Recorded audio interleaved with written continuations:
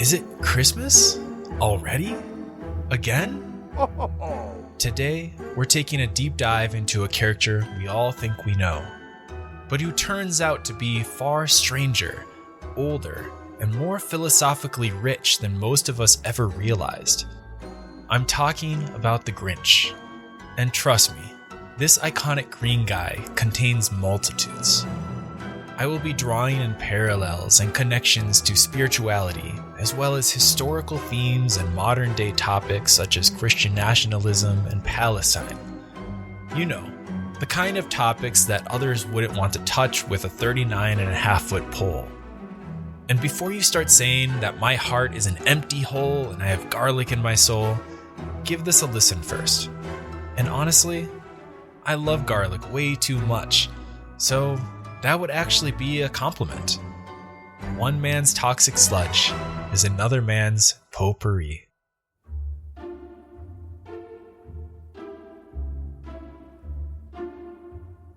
Most people think that the Grinch burst into existence fully formed in 1957, stealing Christmas and gaining 3 heart sizes in one day.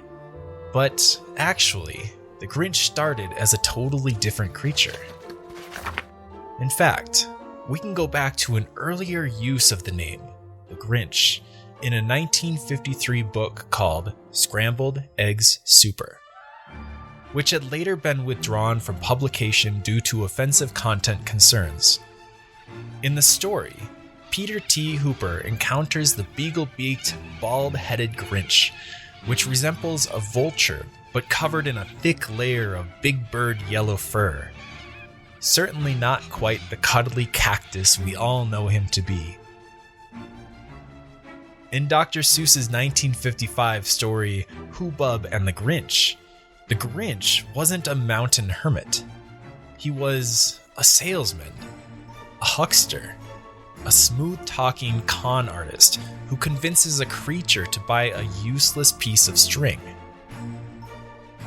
It's wild, because none of the Christmas mythology is there yet.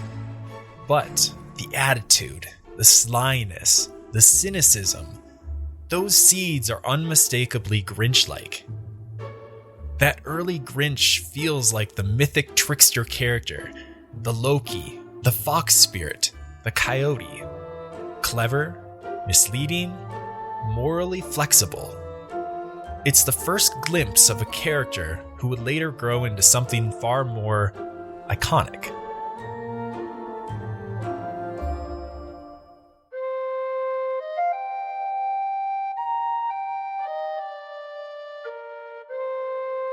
American Christmas evolved from a fusion of Germanic and Scandinavian traditions.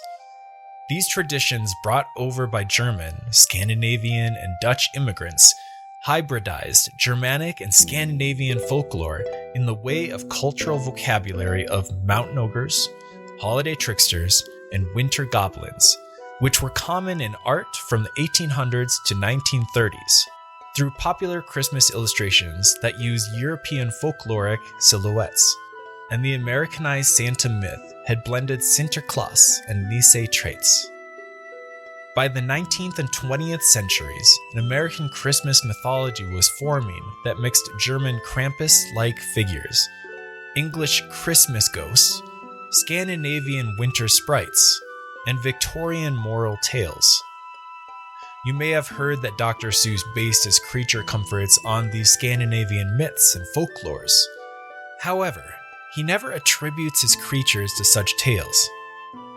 America's Christmas traditions already came marinated in Northern European folklore, and the Grinch slots right into that tradition.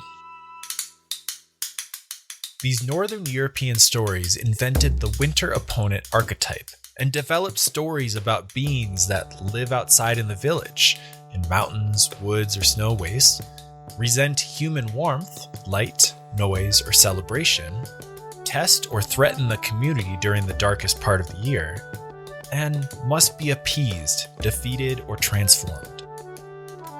Think about it. Nisse and Tomte, small, grumpy Christmas spirits who get upset if mistreated. Icelandic Yule lads, mountain dwellers who descend at Christmas to steal food and cause trouble. Scandinavian trolls, solitary creatures irritated by human noise and light. The Grinch is practically a Yule lad that wandered into a picture book, a textbook winter opponent. He is isolated in a mountain cave, annoyed by joy and noise, descending to town during Christmas, committing holiday mischief, and eventually softening. So, even unintentionally, the Grinch is a perfect fit for the ancient Northern European archetype of the winter outsider. The cold, lonely figure who stands in contrast to the warmth of the village.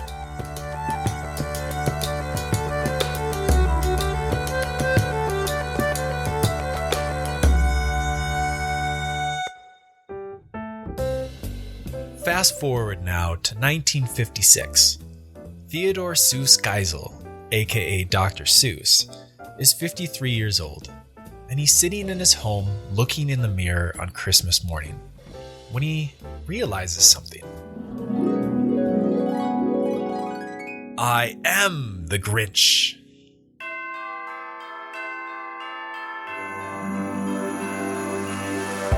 In an interview, he admitted that in 1956, as the Christmas season approached, he felt unusually irritable and disconnected from the celebrations. The commercialization of Christmas and the stress of the holidays left him frustrated. I realized that the Grinch looked a lot like me, he confessed. With each passing year, I became more like the Grinch. The Grinch became a personification of his mood at the time, serving as a reflection of his discontent with Christmas materialism and his emotional distance from the holiday spirit. He was in a cynical place, burned out, irritated, and tired of the commercial circus Christmas had become. So he took that feeling and gave it form, a green, hairy, irritable form. The Grinch is Seuss's shadow self, his grumbling, anti-festive alter ego brought to life so he could wrestle with it honestly. I guess you could say that he was deconstructing pre-established traditions, theologies, and ideologies. Something, I'm sure, some of us can relate to. Dr. Seuss wrote the story during the mid-1950s, a period when, much like today, consumerism had been dominating Christmas in the United States. He felt that the true essence of the holiday, love, community, and shared values, was being overshadowed by the obsession with gifts and shopping. Through The Grinch, he aimed to remind readers of what truly matters during the holiday season.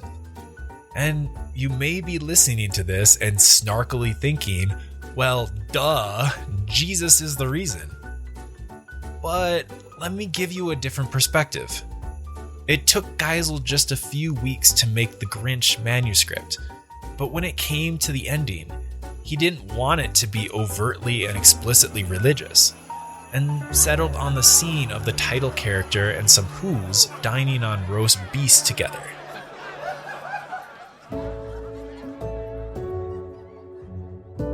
The lead up to the shift in the story is unusual when compared to other stories. There are no external forces which provoke his change of heart. There are no ghosts of Christmas past pushing the Grinch along, nor even a reversal of fortune in his own life. Empathy or compassion doesn't even really provoke his change. Instead, the Grinch comes to his realization entirely by watching others' virtuous behavior and learning from it. They don't try to convince him, they don't even notice him. The realization is entirely his own. Does this not happen so often in modernity? We let past hurt dictate how we navigate the world, or perhaps we construct perceived enemies, and adopt enemies that others have made, imprisoning us in a binary black and white world, where good and evil are all that matters. We forget that we're all human and any differences we have can actually make us stronger. That is, if we can find unity amongst our differences instead of conformity or assimilation. And this hidden disability is almost never made obvious to those around us. I will be circling back to a term I used back in my Hellfire and Disgust episode, eucontamination. That's EU contamination. A term coined by siblings Billy and Paul Horde, who defined it as a good contamination, where faith isn't about fragile purity, but a robust, sanctifying engagement with the world, transforming impurity like Christ, acting as a good infection, spreading healing, and inverting traditional disgust-based purity roles to embrace radical love and inclusion, especially challenging Christian nationalism exclusionary tactics. Jesus didn't avoid people different from himself. He didn't advocate a separation in any way. He doesn't recoil from impurity. In fact, we see through his parable of the Good Samaritan and his encounter with the woman at the well that he embraces those who are different and encourages us to hear their stories. So when people celebrate people being abducted from the street without due process or just cause, rejoices in strangers having food taken away from them without knowing a single one of their stories, cheers on the removal of unhoused people without understanding the larger systemic power asymmetries at play, blindly despises people for their gender identity despite not having no impact on their lives whatsoever, snickers when the president jokes about murdering political dissidents, applauds the bombing of Venezuelan boats in foreign waters with zero knowledge of who was killed, reduces an entire population of Palestinians to terrorists to justify their swift eradication, supports the state of Israel despite the anti-Semitic understatements and Christian Zionist revelation end times ideology, hurriedly decries religious persecution of Nigerian Christians without fully understanding the history, context, or domestic interests of Western hegemony, uses the Bible as a bludgeon against manufactured enemies, conflates patriotism with God and country, excuses pardons for drug runners, and defends the protection of sexual predators and pedophiles.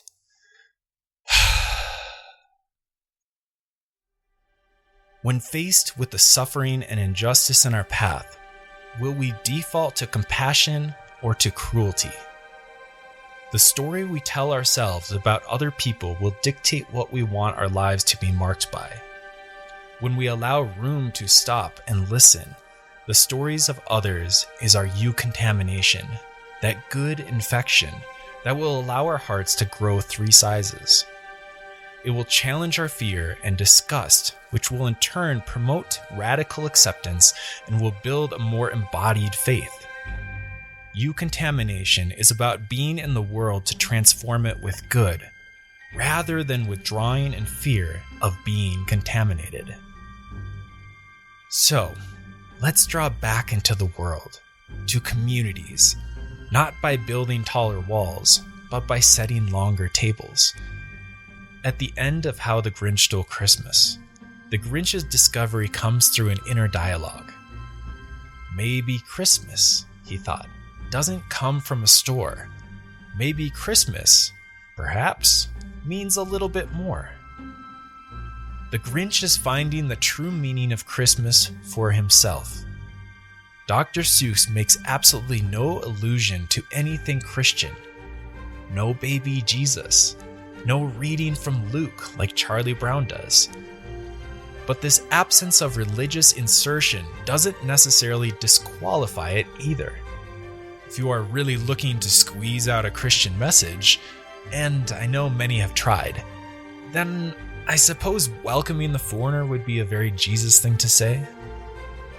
But the point of Christmas comes at the end, in the feasting, the ritual, the music, the gathering together as a family and as a community.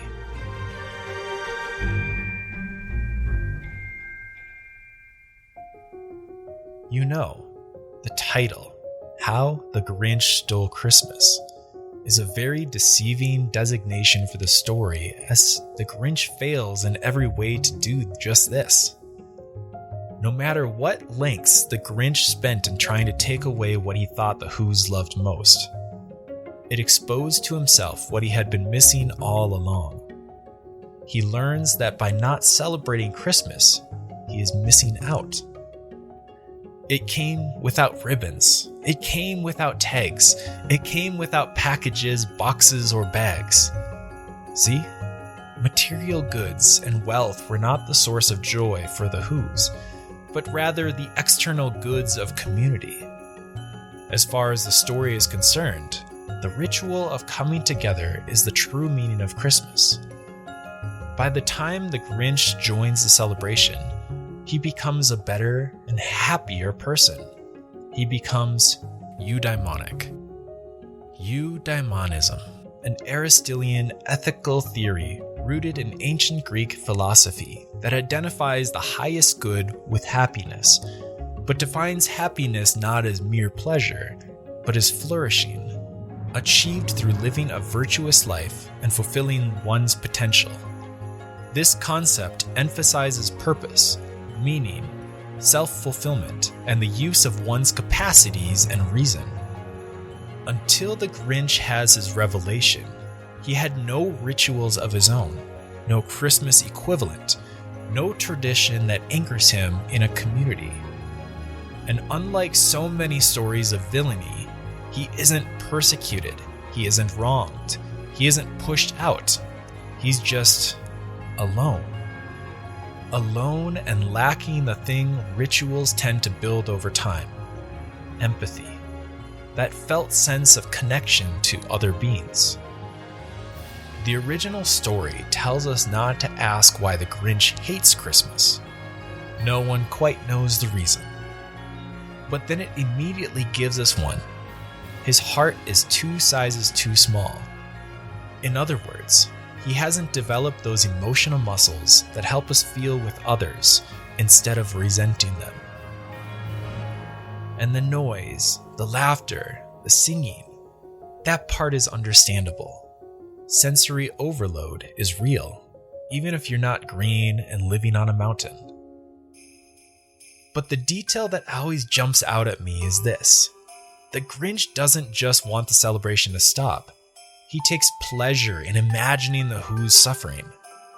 Their joy annoys him, so their pain becomes appealing. That's a very human impulse. Actually, this instinct toward revenge, toward making someone else hurt because we hurt, we see it in children, in adults, and even in chimpanzees. It's old, evolutionary wiring. It's why the ancient law codes, Hammurabi, Exodus, had to spell out an eye for an eye, not to encourage retribution, but to limit it.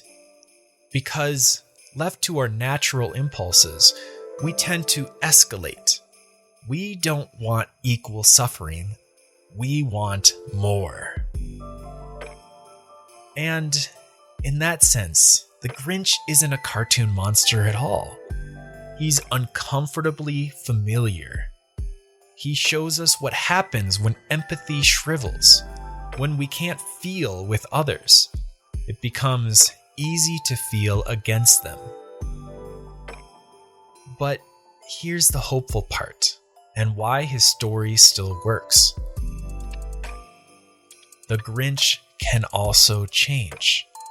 We all can. Even those so entrenched in cults can change. Humans are capable of recognizing that our habits, the ones that feel natural, even justified, can actually undermine our own well-being. We can learn to interpret them, to do better, even if it takes more effort and time than a single sunrise over Whoville. And this is where Billy and Paul Horde, as well as thinkers like Confucius and Aristotle, come in. They tell us that rituals, Christmas, Passover, the Eucharist, donating your time and resources, community meals, weekly gatherings, they aren't just traditions.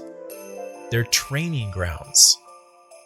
By repeating them year after year, we practice empathy, We practice gratitude. We practice being part of something larger than ourselves. In doing so, we stretch the heart a little, maybe even 3 sizes if we're lucky.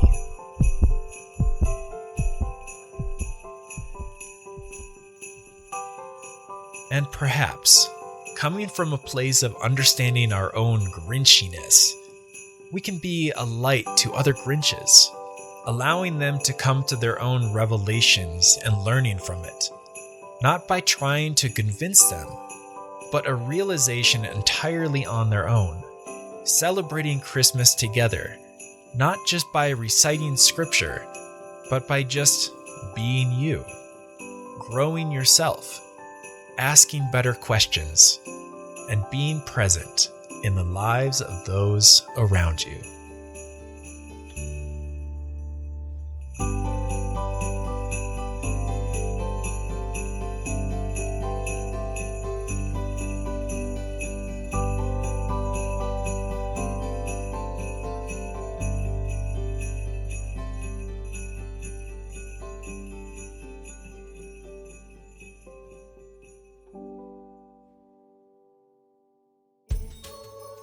Thanks for listening. As we go through the holiday season, it's easy to forget that the vast majority of us are siblings and neighbors, a community, as difficult as it is to admit that sometimes. When we look beyond our fences and build longer tables, who are we inviting? Who do we choose to connect with? Jesus reveals in the story of the Good Samaritan who our neighbors are. Demographics, social status, sexual orientation aside, we all can be good neighbors to those who are in need. And is your community a safe place for the restless to find respite, the hurt to find healing, the lonely to find friends, the marginalized to feel heard? Muslims, Mexicans, immigrants, straight, gay, trans, white, black, brown, right, left, and mega folks. We are all human, and we all make up a community. If there is one small thing I encourage you to be brave enough to do this month, it's to introduce yourself to at least one of your neighbors, someone you normally wouldn't convene with, and extend a neighborly olive branch. This will be one small step to understanding your community better. Try it and watch it build. You never know how you may potentially be a light in someone else's life. So, until next time, stay curious, keep an open mind, and celebrate the traditions that bring us all together. Merry Christmas and Happy Holidays.